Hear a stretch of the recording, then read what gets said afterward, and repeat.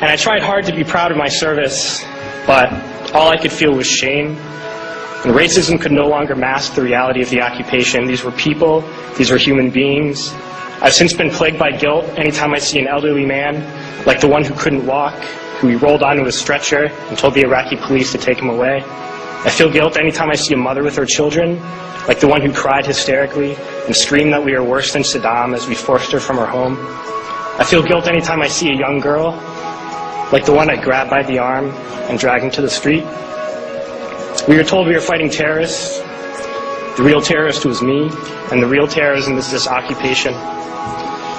Racism within the military has long been an important tool to justify the destruction and occupation of another country. It has long been used to justify the killing, subjugation, and torture of another people. Racism is a vital weapon employed by this government. It is a more important weapon than a rifle, a tank, a bomber, or a battleship. It is more destructive than an artillery shell, or a bunker buster, or a Tomahawk missile. While all those weapons are created and owned by this government, they are harmless without people willing to use them. Those who send us to war do not have to pull a trigger or lob a mortar round. They do not have to fight the war, they merely have to sell the war. They need a public who is willing to send their soldiers into harm's way. They need soldiers who are willing to kill and be killed without question. They can spend millions on a single bomb, but that bomb only becomes a weapon when the ranks in the military are willing to follow orders to use it. They can send every last soldier anywhere on earth, but there will only be a war if soldiers are willing to fight. And the ruling class, the billionaires who profit from human suffering, care only about expanding their wealth, controlling the world economy. Understand that their power lies only in their ability to convince us that war, oppression, and exploitation is in our interest. They understand that their wealth is dependent on their ability to convince the working class to die to control the market of another country. And convincing us to kill and die is based on their ability to make us think that we are somehow superior.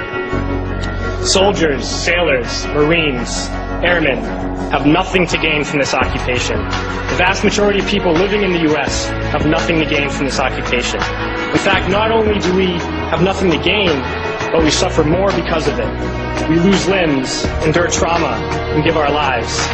Our families have to watch flag-draped coffins lowered into the earth. Millions in this country without health care, jobs, or access to education must watch this government squander over $450 million a day on this occupation.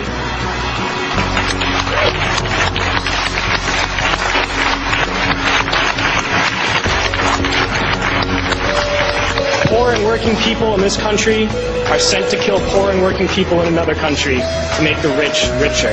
And without racism, soldiers would realize that they have more in common with the Iraqi people than they do with the billionaires who send us to war.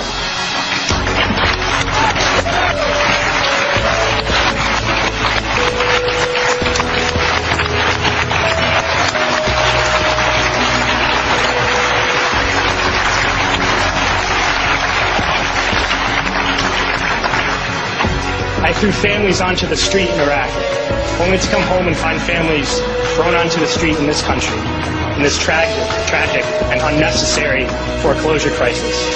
We need to wake up and realize that our real enemies are not in some distant land. They're not people whose names we don't know and cultures we don't understand. The enemy is people we know very well and people we can identify. The enemy is a system that wages war when it's profitable. The enemy is the CEOs who lay us off from our jobs when it's profitable. It's the insurance companies who deny us health care when it's profitable. It's the banks who take away our homes when it's profitable. Our enemy is not 5,000 miles away. They are right here at home. If we organize and fight with our sisters and brothers, we can stop this war, we can stop this government, and we can create a better world.